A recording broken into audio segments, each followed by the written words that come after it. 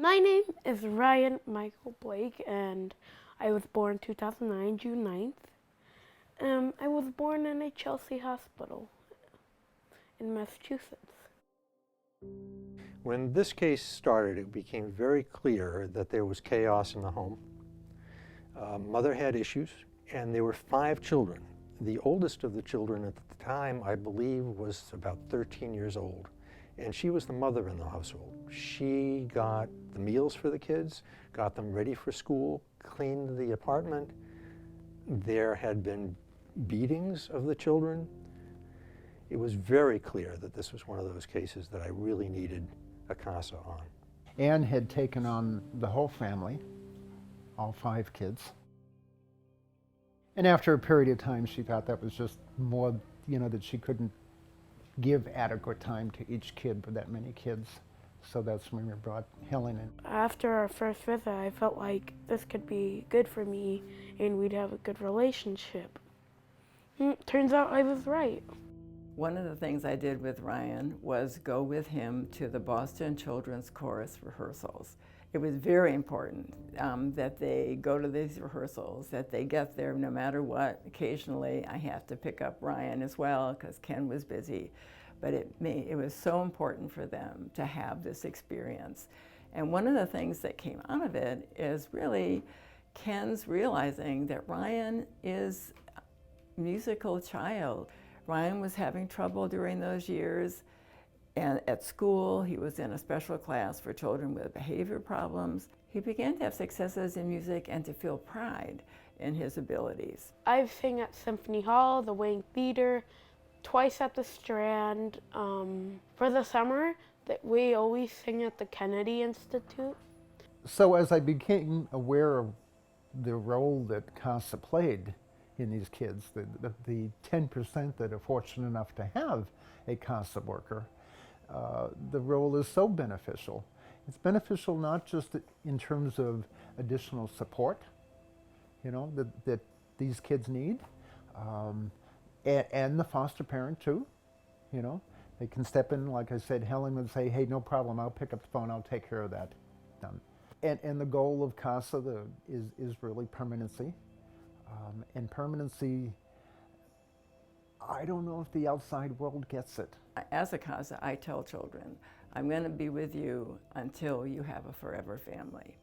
And that means a lot to these children. The fact that you are going to stick with them and visit them no matter whether they move foster homes, whether they're in an institution, in a hospital, you will be with them until they have a forever family.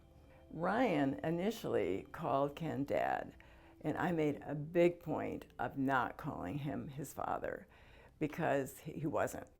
And I didn't want to sort of confirm Ryan's hope.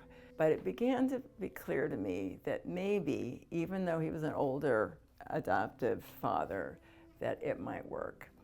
And so all the people who were on the team, the therapists, the people from the foster care agency, we all started talking about, how do we get Ken to do it? And Ryan would go off with Mare to adoption events, and he would sabotage every one of them. And he would say things to me like, gee, Dad, maybe somebody on the street will adopt me. And then we can still hang out.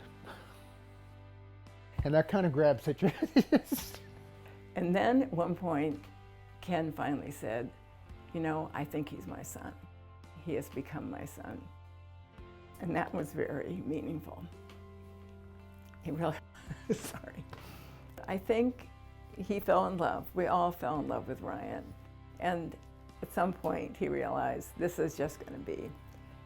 And there was celebration on the team when Ken said yes. When this case was over, I was thrilled because we found 5 homes. The pre-adoptive families had already found ways to have contact between the respective children and did it deliberately, intentionally, and consistently for the children. CASA brings a perspective that none of the attorneys can do. I feel more comfortable with the decision that I make if I have the sense that I'm getting the whole picture in the case. And I don't always have that case where there's not a CASA. I see that the organization needs more people who perhaps aren't in a situation to foster or adopt children, but they have a lot of talent, they have the ability, and say, I can still give. I can give a few hours a week, and it's important. And so speaking to anybody out there that is in that situation, you know, I mean, it doesn't take much to give a few hours a week. CASA, one of the best things that's ever happened to me. And I forever will trust them and love them.